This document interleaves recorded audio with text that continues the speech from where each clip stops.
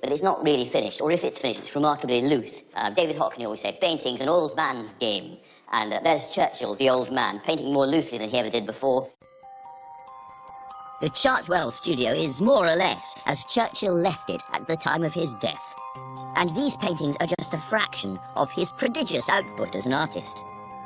He only took up painting in middle age, but he produced more than 500 canvases during the last 50 years of his life, and pictures like these, whatever their quality as art, give an unexpected glimpse into the mind and at times even the soul of this complex and conflicted character. There are two kinds of paintings looking around me in this room, really. There are the exuberant, colourful, happiness-filled, dancing paintings of places, lots and lots of colour, lots of water, lots of light dancing around. This is a very, very boisterous, fundamentally optimistic man who had a thirst for life and a thirst for colour. But there are also very dark paintings, and they tend to be the portraits. You get bright landscapes, dark people, and none of the portraits is quite as dark as the one that hangs over the entire room, staring down at us. And it's a small, very, very early painting of Churchill by Churchill.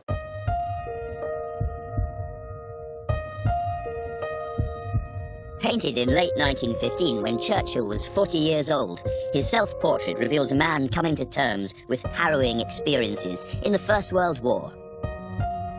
This is a thin, haggard, exhausted man, surrounded by darkness, staring out at us. Dark night of the soul. And this gives us, I think, a big clue as to why Churchill did any of this at all, why he painted. There it is.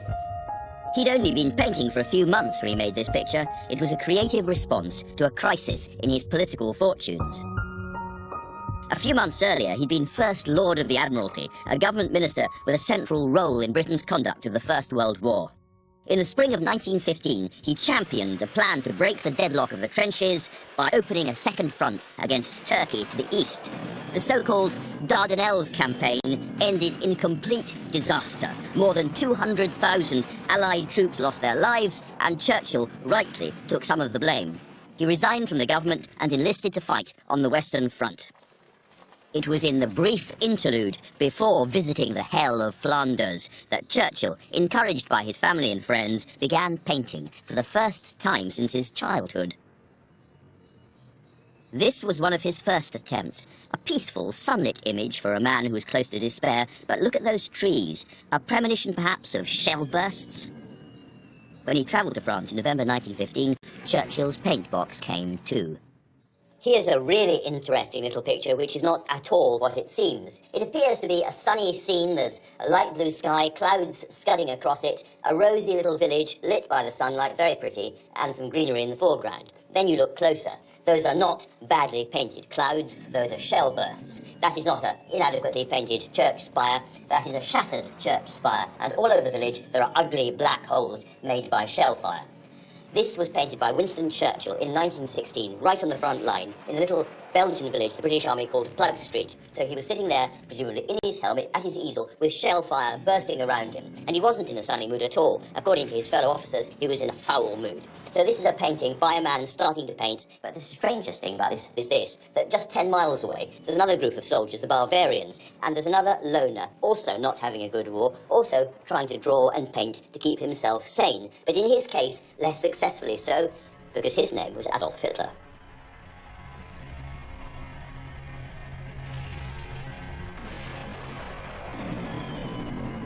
Churchill's family were convinced that this new hobby helped him to cope with the pressures of high office and frontline fighting. And that makes sense to me. I've drawn and painted in a cheerfully incompetent way all of my life. But the healing effects of drenching yourself in the difficult, intricate task of making marks on canvas and paper have become especially apparent to me since I had a major stroke little more than 2 years ago. Survey Churchill's life, and lurking in the shadows alongside the man's ardour and courage, there's an often haunting anxiety, or the spectre of depression, what he called his black dog. I can smell it here, in his beloved home at Chartwell. The house feels a little cold, a little quiet. It's February, it's quite dark, it's wet outside, so maybe not surprisingly. But there isn't a great sense of triumph or warmth about this house. It's not the house, I don't think, of a man who felt that he was triumphal and lion-like, however much he may have appeared to be so from the outside. Humans are the animal which makes.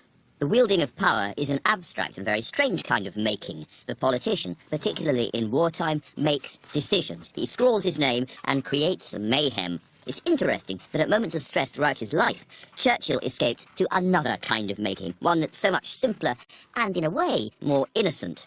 Painting, for him, was often the way to fling open the shutters and let the sunshine back in. But painting to my grandfather was a lifesaver. I really believe this. I think it got him through some very dark moments. And the thing about painting and anything else sort of creative is that you can't think about anything else while you're doing it. I mean, this was something that would take him into another world. And he loved it. I mean, he so enjoyed it. It wasn't just an escape, it was also a huge pleasure. Churchill's hog's hair paintbrush had helped him through the trials of war, and it stayed very close to hand throughout the 1920s. The energy he threw into relaunching his political career was matched by the thrill of his new passion for art. He called these pictures daubs, but that self-deprecation hid a growing fascination with the technical challenges of painting. Churchill characteristically downplayed the seriousness of his painting. He talked about it as a friend who makes few undue demands. But I think we should look instead at how he behaved, and that tells a different story, because he cultivated friendships with some of the most remarkable and important painters of his age. He hung around their studios and learned their techniques, and had them to tea and talked to them relentlessly. And if you are interested in painting as I am, and you have friends who are proper painters as I do, and you talk to them, it is a revelation. You are introduced into a golden, intense, passionate world which everybody there takes completely seriously. And I think all his life, Churchill took painting completely seriously, and his friendships above all show that. Churchill's oddly minimalist painting, Tea in the Dining Room at Chartwell, from 1927, provides a snapshot of his fashionable, aristocratic, creative social circle at the time. There's the roaring 20s beauty, Diana Mitford, Churchill's favourite scientist, F.A. Lindemann, his wife Clementine, and beside Churchill, the artist Walter Sickert. Now, I don't suppose anybody hung around with anybody else during the 1920s and 30s, but Churchill hung around a lot with painters, and very substantial painters too. Very substantial painters. He loved their company, and he just felt at ease with them because they understood what he was trying to do, which was a serious thing. Walter Sickert was one of several artists Churchill became friendly with during the 1920s. Born in Germany, Sickert moved to England as a child. He was in his 50s when he first met Churchill, and a hugely influential figure in British painting. As a member of the Camden Town School of Painters, he was a champion of aggressive social realism. So it sounded an unlikely friendship. The well-connected aristocratic politician and the controversial artist, fascinated by the grubbier corners of urban life. But the two men clicked, and Sickert taught Churchill several new techniques to improve his painting, including the use of a slide projector, or magic lantern, to help him set out a composition on the canvas. So all I'm doing here is I'm using the projected image, the photograph with the magic lantern, projected onto the canvas, and I'm using that to trace the outline of the view, giving me a shortcut to the final painting. I'll then fill it all in. It's a technique that the innovative English painter Walter Sickert taught Churchill. Now, you may regard it simply as cheating, and I can completely understand why. However, this is a form of shortcut, which, as David Hockney has reminded us recently, was used by artists throughout history. A simple lens projecting an image onto a canvas to speed things up. We know that Vermeer used it, Caravaggio certainly used it, so did many other great artists, and so did Churchill. Why? Above all, because it allowed him to cut to the chase, and the part of oil painting which he particularly adored, which is the great globs of gooey paint, the colour, the impasto, the stench, the smacking it on. Using this allowed him to get to the fun part more quickly.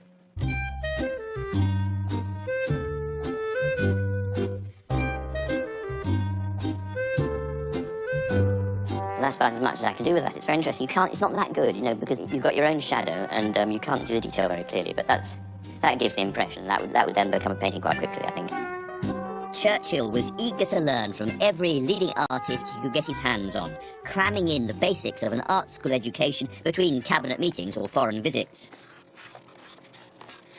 Sir Paul Lavery, Paul Mays, William Orpen, and the greatest of them all, Sir William Nicholson, were the cream of England's art establishment, pioneers of a distinctive new style of painting, and they shared their secrets with this unlikely student. In the early 20th century, there are a group of specifically English painters who emphasised the skills of draftsmanship and the techniques of brush over quite sophisticated, subtle effects on glass and pewter and flowers, and their paintings tend to be very quiet in their effect, introspective, completely different from the rather exhibitionist and much more colourful and muscular paintings in France at the same time. And these guys were friends of Churchill, and it's very interesting that it is the subtle, sophisticated, quiet, introspective, almost depressive skills of the painterly English painters that first kick him off as a painter himself. He surrounded himself with some of the really most superb painters that Britain produced at that period. I mean, Orpen and people like that. And he measured himself against the best. I think measuring them is not necessarily the right word. He felt in their company great happiness because they respected him as an artist. And that was the best thing that happened to him, I believe. The most important to Churchill, because they became intimate friends, I think that's a fair point, is William Nicholson. He stayed at Childwell for a considerable time, and Churchill so respected him, and they, of course, painted together. They did, and Nicholson, one of the loosest but most brilliant, fluid painters of that period by far. Yes. Somebody who's coming back into his own at the moment, I think. Yes, thank God, yes. Yeah. It's interesting, there are some still lifes of Churchill that have that direct influence of Nicholson, their greyness and their silverness and so on. Very beautiful. It was Nicholson's approach to painting that was the most important thing. A very serious, yet light-hearted, I suspect. The seriousness with which Churchill studied the craft of painting was a constant throughout his life. A creative intensity that only close friends and family ever got to see, if they were lucky. Celia, you were with your grandfather when he was painting. What was going on? When he was painting, he was completely preoccupied. And he'd generally, if he was outside, he'd have a big hat on, and he would be totally engrossed in what he was doing. And he didn't really welcome anyone much around. So if you were there, you kept your distance. The studio was pretty much out of bounds in the same way that my grandfather's study was. And we were not allowed in there because those were the places where he worked. And he hated being disturbed. I mean, right through his life, there are famous stories of him bellowing at people who disturbed him while he was working. And that included his loved but infuriating grandchildren. Oil painting, unlike, say, watercolours, oil painting requires complete concentration, physical, because it's a physical act. Churchill was a very physical man. He played golf, he hunted, he rode horses, and this was what oil painting gave him. It allowed him to be distracted. It was a total absorbing pursuit. Throwing him his whole self into it, mind and Absolutely, body. you got it. Exactly.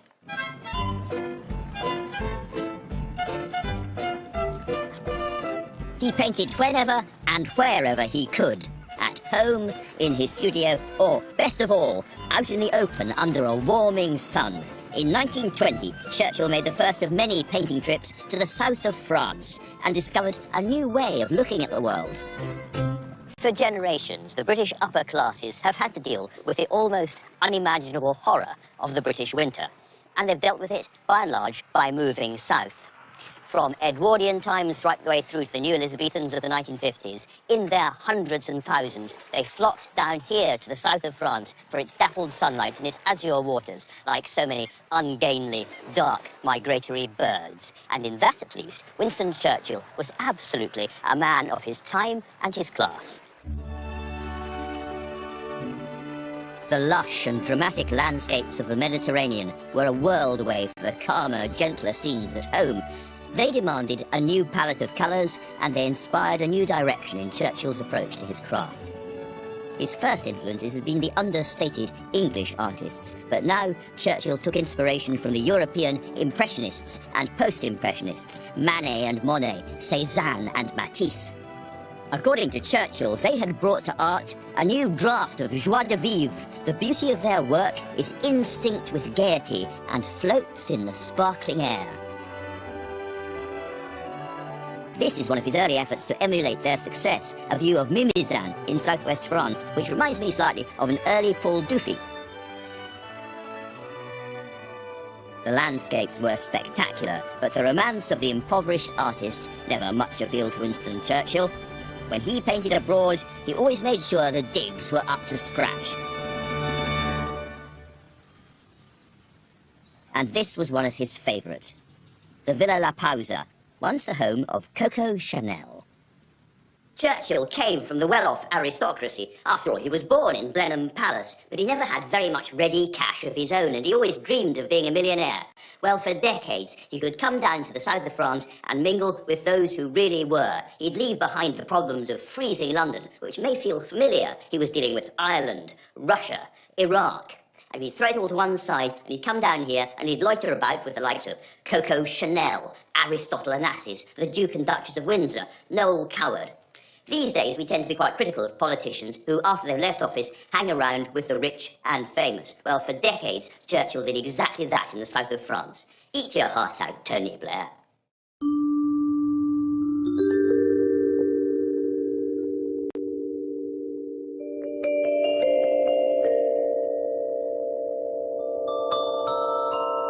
It's not hard to understand the appeal of the Med. But for Churchill, I think it went a little deeper than just the glitz and the luxury of places like this. Churchill's imagination was, of course, first and foremost verbal, the great thinker, the great writer, the great speaker. But for an intensely verbal man, he also had a strongly visual imagination. Why did he keep coming down to the south of France? For the sun in his face, yes, of course, for the glamorous friends, up to a point. But above all, he came here, I think, for the extraordinary, intense, saturated colours, which fed his imagination as nothing else could. And if you want to see how that works, you can turn to the only novel young Churchill wrote. It's intensely romantic, quite interesting, not very good, and it's called Savrola. He wrote it in his early 20s, long before he began to paint. But the novel is full of clues to a romantic sensibility which later expressed itself on canvas. The hero of the novel, a barely disguised version of Churchill himself, is a man of action who fights a dictator who is blind to beauty. At a key moment in the story, he retreats to his study to look at Jupiter in the night sky. At last he rose, his mind still far away from Earth. Another world, a world more beautiful, a world of boundless possibilities, enthralled his imagination. And then, obviously, he and the central female character in the story fall in love. With her, it was as if the rising sunbeam had struck the rainbow from the crystal prism, or had flushed the snow peak with rose, orange, and violet.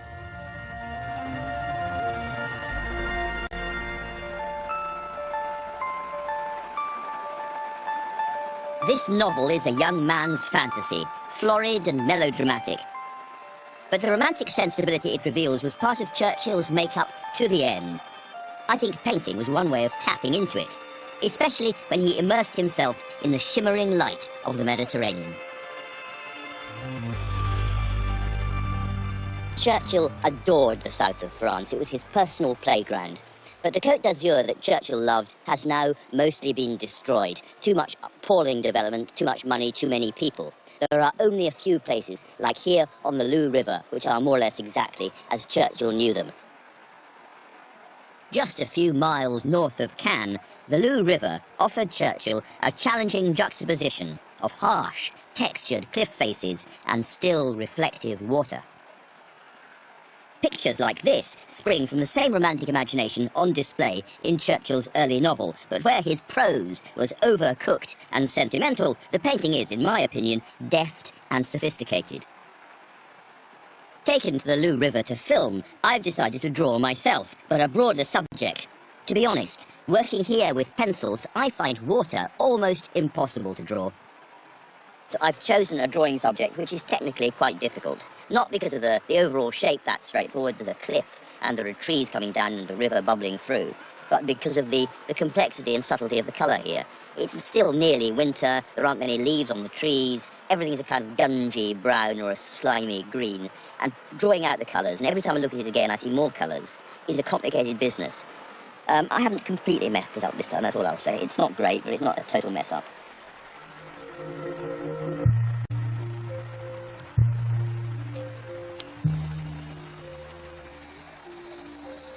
What's interesting is that this is a difficult place to paint. I'm surrounded by running water, dappled colours, speckle, flash. He chose hard subjects. He once said that painting was like taking a paint box off on a joyride to lift the blood and tears of the morning. Well, if so, all I can say is that Churchill's paint box was a 4x4, which he drove to the hardest places possible, the most obscure, the toughest subjects.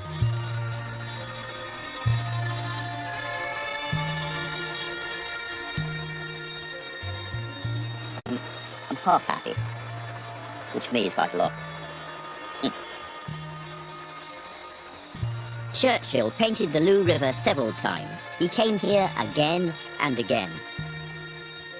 I think this version is the best. He gifted it to the Tate Gallery after a meeting with its director, John Rothenstein, in his studio at Chartwell. Surrounded by Churchill's paintings, the two men discussed the importance of art. And Churchill turned to Rothenstein and he said, "If it weren't for painting, I couldn't live. I couldn't bear the strain of things." Horse's mouth.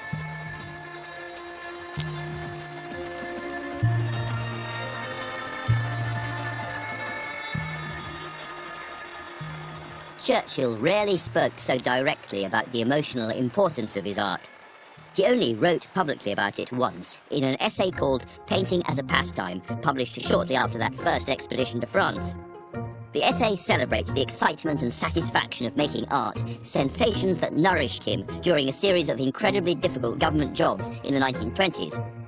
He painted this calm interior in 1921, the same year that he oversaw the partition of Ireland as colonial secretary, a task that earned Churchill many enemies in his own party.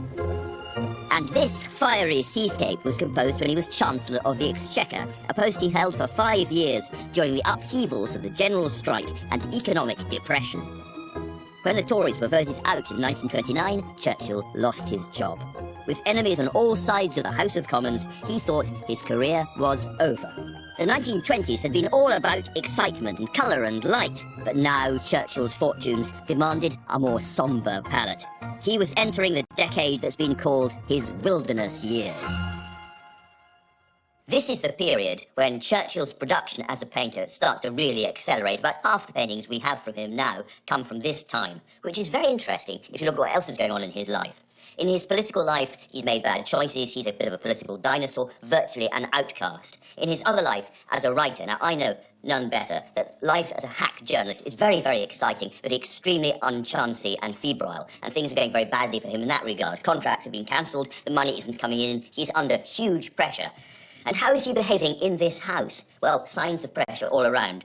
The brandies and sodas are starting from 11:30 in the morning, a little bit early even for me, and by the evening he is knocking himself out with booze. Brandy and soda, whiskey, champagne. Day and night have almost ceased to exist for Churchill at this period. He will get up in the middle of the night and dictate to some poor wretched secretary for 3 hours at a time. He's wallowing around in his bath, he's wandering around his house, dressed either only in a silk kimono with a great big red dragon stitched on the back, or with no clothes on at all. He's showing lots of signs of manic, pressured behaviour. Never a dull or idle moment, Churchill once wrote. The 55-year-old outcast now flung his energies into Chartwell. Winston rolled up his sleeves and he built cottages, walls, garden rockeries, and even a swimming pool with his own bare hands. Described as restless and meditative by friend and politician Harold Nicholson, Churchill also painted like a demon. One of his favourite subjects, a view he painted many times over the years, the pond in the garden filled with goldfish. I have very strong memories of the goldfish pond because it was a great sort of little ceremony. He used to, after lunch, he used to walk down to the goldfish pond with maybe grandchildren, with Rufus the poodle, and he'd sit on the edge of the goldfish pond and he'd bang on the York stone with his stick and the goldfish would come rushing over and then he'd feed them mealies out of this big box. He created that space. There was no goldfish pond when he arrived at Chartwell. That goldfish pond looked as he wished it to look. When the family were gone, Churchill would sit and paint. Perhaps it was the technical challenge of representing light and shade, water and foliage that fascinated him most. Or was there more to it than that? So this is a very important place to Churchill, this goldfish pond, and at first sight it seems a bit melancholy, it's dark, and you wonder if there's some kind of connection between his fascination of this very, very dark green water, albeit with flashes of gold and goldfish in it, and what's going on in his head at the time, because it is the reverse of the kind of sunny, sunlit, easy landscapes he liked to paint in France, for instance. This painting of the pond was done in 1932, when Churchill was increasingly frustrated by his marginal role in public life. Many say it's the best painting that Churchill ever did. Well, it's technically accomplished and beautifully composed. It's a mood piece which conveys something of the great man's melancholy, what his daughter in later life would describe as a void in his heart, which no achievement or honour could completely fulfil. There's a black dog swimming in that water. I'm not drawing water very well at the moment, but I'm getting there, I guess.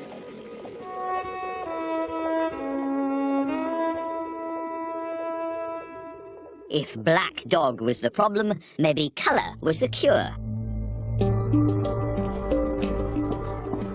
The philosopher Isaiah Berlin once said of Churchill that he sees history and life as a great Renaissance pageant. The units out of which his world is constructed are simpler and larger than life, painted in primary colours. That might explain why he loved Marrakesh in Morocco so very much. In late 1935, Churchill made the first of many visits to paint in the North African city. Sun-seeking, rotten, and disconsolate, as he once described himself in a letter to his wife, Marrakesh promised him desert adventure and a trip back in time in primary colours, a place to absorb his mind and lift his spirits. The capacity of art and its making to restore one's mental health is something that I am coming to understand, and I'm sure Churchill did too.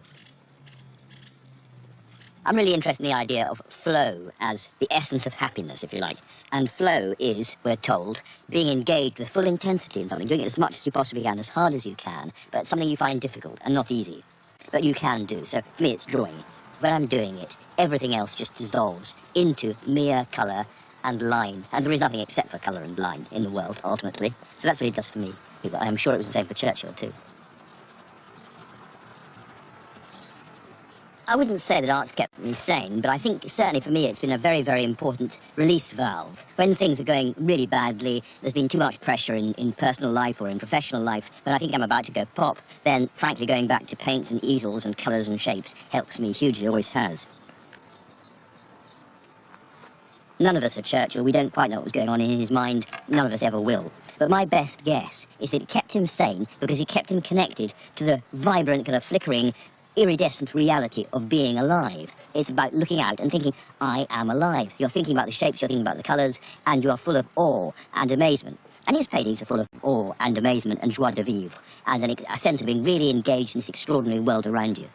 And, you know, in a pressured, difficult life where you're full of gloom and full of worry and full of angst, you have these terrible depressions, I think that is the kind of thing that can stop you blowing your brains out, frankly.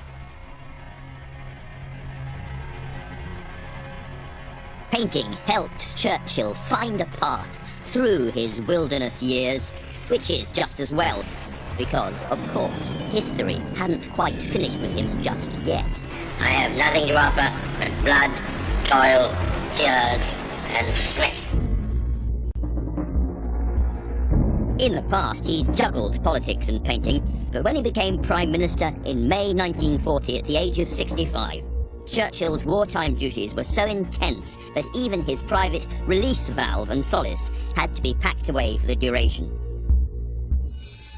There was just one occasion during 6 years of war when his brushes saw the light of day.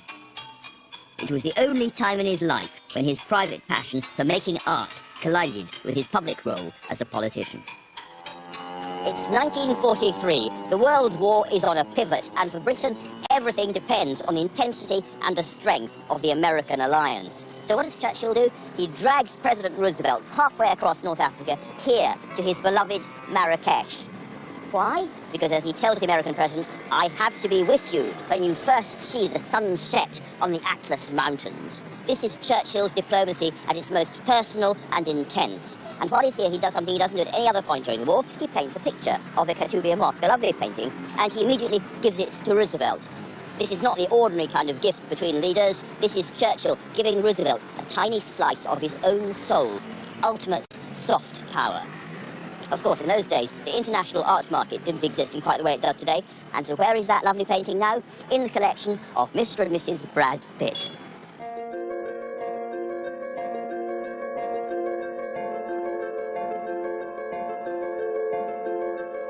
After the war had been won, Churchill returned to Marrakesh many times, and always with his paints, which were now out of storage for good.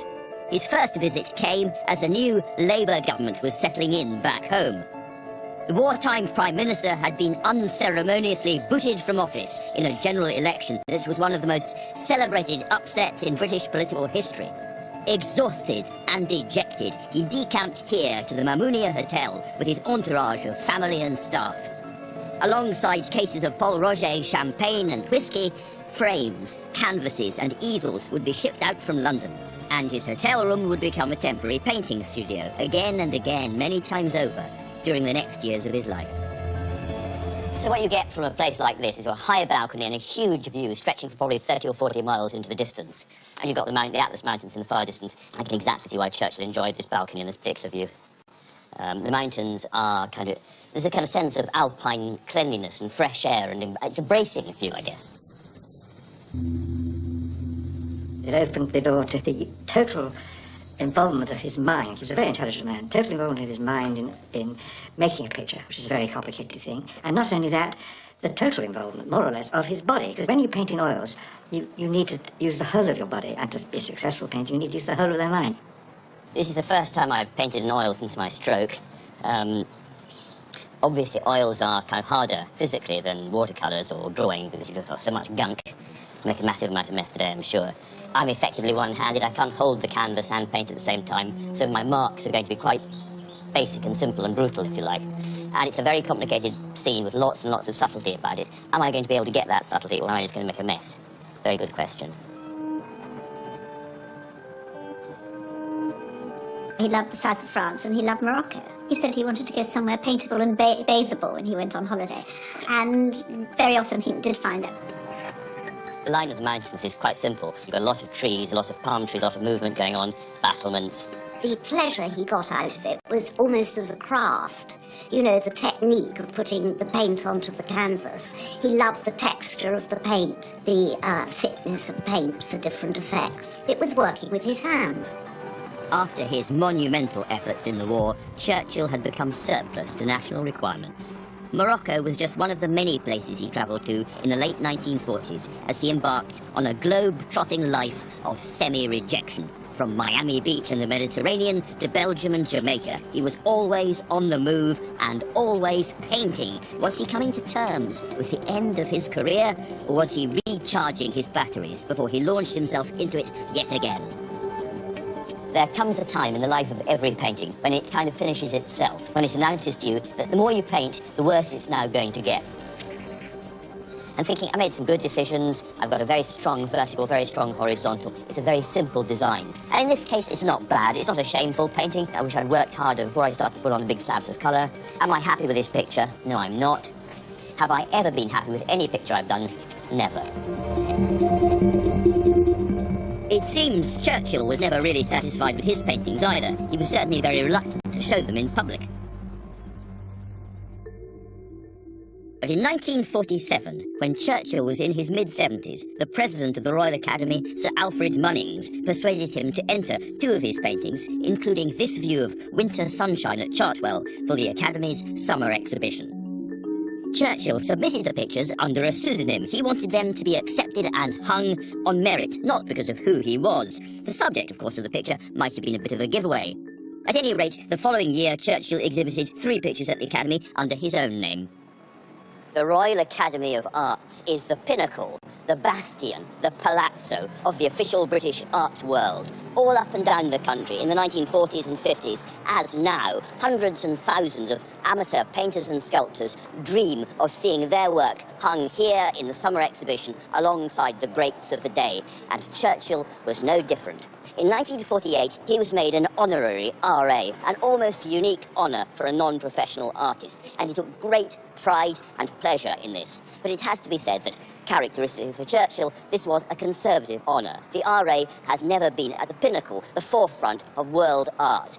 And Churchill and Sir Alfred Munnings famously discussed here how much they hated modern art, and in particular, which of them would most like to kick Mr. Picasso up the bum.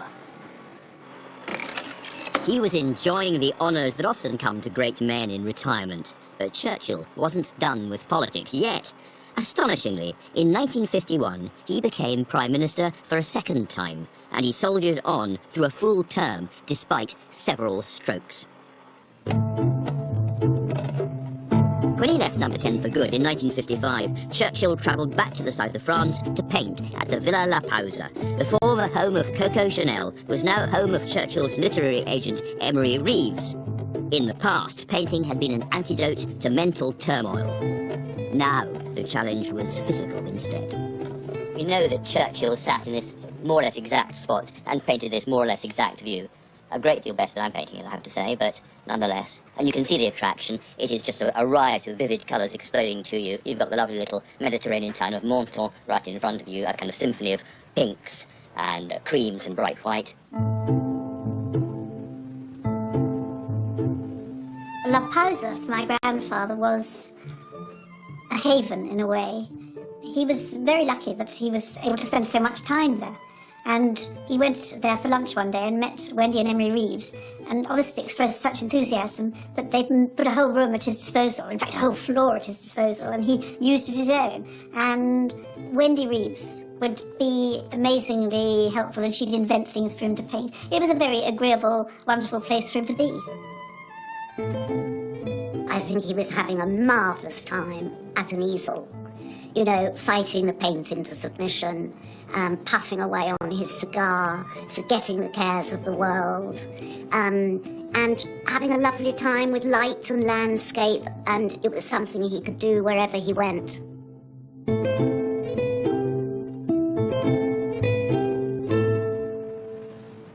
I understand from personal experience the physical challenges of recovering from a stroke, but for Churchill, in his mid-70s, to paint again after all he had been through speaks volumes for his sheer bloody-mindedness. He had many faults, but you would never call him a quitter. Churchill never lost his ambition all his life. He remained in his old age as determined to change the world as he ever was. He wanted to get rid of the nuclear bomb. He wanted to have a new peace treaty with the Soviet Union. He was full of ambition, and they stopped him doing it. He was too old, too ill, rambled on too long. They made him go. Now, we know what happens when politicians are forced out. It's always bloody, it's always difficult. Think of Margaret Thatcher. Well, Churchill didn't rage, he didn't sort of try to enter politics, he didn't make stupid speeches, he carried on. One of the ways he carried on was simply sitting here painting. I mean, he had one thing that he could do that they couldn't take away from him, I suppose. And it was this.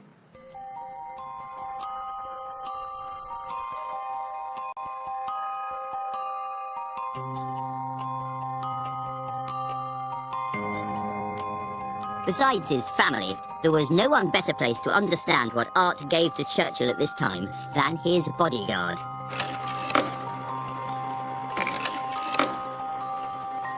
From 1950 until his death, Sergeant Edmund Murray, ex-Foreign Legion, ex-Metropolitan Police, travelled everywhere with Churchill. Murray was a keen amateur painter himself, and he soon became Churchill's painting assistant as well. Bill, your father was Churchill's close protection officer during the 1950s. Tell us a little bit about him first. My father was a Metropolitan Police officer, and he joined Special Branch in 1949. And he came up for protection duties and was shortlisted. I think perhaps because he'd spent 7 or 8 years in the French Foreign Legion, and he could speak French fluently and also Arabic as well. So Foreign Legion, French, Arabic, but beyond all of that, he was a painter too. He was, yes. And is it true that he would actually scope out places for Churchill to paint and find the places that Churchill then painted? Yes, that's right. He'd had a camera that was given to him by by Sir Winston, and Dad had to go around the sites and find the right places, but obviously had to think of security and also think of access as well, because certainly in the later years, Sir Winston wasn't really very mobile. And they'd paint together side by side from time to time? Sometimes, usually that would have been at Chartwell or occasionally abroad. There was such a lot of equipment to carry around that really there was only enough equipment for Sir Winston to paint and not my father. And right from the early days of my father being the bodyguard, Sir Winston gave instructions that no one else was to set out his paints other than my father, because he knew what Sir Winston wanted, what he needed, the colours he needed, the equipment he needed. And so that's real luxury for any painter, to have somebody else lay out the paint, clean the brushes, sort you out. Exactly right, yes. Fantastic. Yeah, that's true. And they clearly shared so much, as a result of which you have Winston and Churchill's paint and some of Sir Winston's own brushes. And that's quite moving, because you can still see the gobs of paint and the bits of the brush where he has worn them away by stabbing and slashing the canvas. And his special painting spectacles and his great painting hat. His painting hat, one of his painting hats, because certainly in the sunny climates of the south of France, Morocco and Jamaica, the hat was really important and essential. You wouldn't want to burn your head. It's a very, very fine hat. It's a little bit too small for my head. Big head, Marr. And above all, we've got this extraordinary painting here, which is like an abstract picture. It's a mysterious, dark, abstract painting, but it's actually the goldfish pond at Chartwell. Yes. Probably in his late 80s, my father managed to get Sir Winston out to do one last painting, and we think it was that one. It's definitely of the goldfish pond at Chartwell, and by that time Sir Winston's eyesight had got quite poor. It's very blurred, it's very streaky. It's a strange painting. But at Chartwell, the goldfish ponds are dark. You can imagine a very, very old man staring through the sort of dark, turbid waters down to the flashes of gold. It's like a vision of something, isn't it? Yeah. There's something moving. It's like an old man looking through reality for some brightness beyond. But this could be the last painting he ever made. I think it is. Yes. Churchill painted almost to the end, but it was only after he died in January 1965 that the full extent of his artistic endeavours became clear. More than 500 canvases, an extraordinary creative counterpoint to one of the 20th century's most extraordinary lives. Now, you had the great good luck, David, of being the first person to properly catalogue Churchill's paintings in the 1960s. What did that teach you about him? Absolutely knocked me out, and still knocks me out, if I can use that word, was the overall sensitivity of this work. Now, I grew up during the war. I was well aware of Churchill's fame as a warrior, as a leader, and so on, and I never expected that sensitivity, and yet it's through the whole of his art. I think it's wonderful, and still do. In late 2014 came a moment that Churchill would have loved. Some of his paintings were auctioned at Sotheby's in London.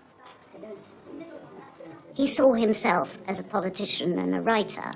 He didn't see himself as a painter, particularly, but he found this thing, this pastime, that sort of really electrified him. You see that spirit in his paintings, and you hear it in the only public statement he ever made about his art. To restore psychic equilibrium, we should bring into use those parts of the mind which direct both eye and hand. Painting is complete as a distraction. I know of nothing else which, without exhausting the body, more completely absorbs the mind. One sweep of the palette knife removes the blood and tears of a morning. Innocent, Absorbing, recuperative. Now, Churchill's paintings, so revealing of his private obsessions, struggles, passions, and eccentricities, are being taken more seriously than ever. Having spent most of my life with them, I somewhat took them for granted. You know, I haven't been sitting at home all our lives thinking, gosh, you know, they're valuable or they're this. They're just my parents' pictures or grandpapa's pictures or pictures by grandpapa or... and my knowledge of them, to start with, was the minuscule end of minor. The star lot at Sotheby's, his goldfish pond at Chartwell, raised almost £2 million. It's a price that says as much about Churchill's fame as it does about his skill, although he's a much more accomplished painter than I'm ever likely to be. But it has to be said that the quality or cost of Churchill's pictures isn't really the point. Their value isn't gauged by money or even critical opinion, but in understanding what the act of creation meant for him and, by extension, for history.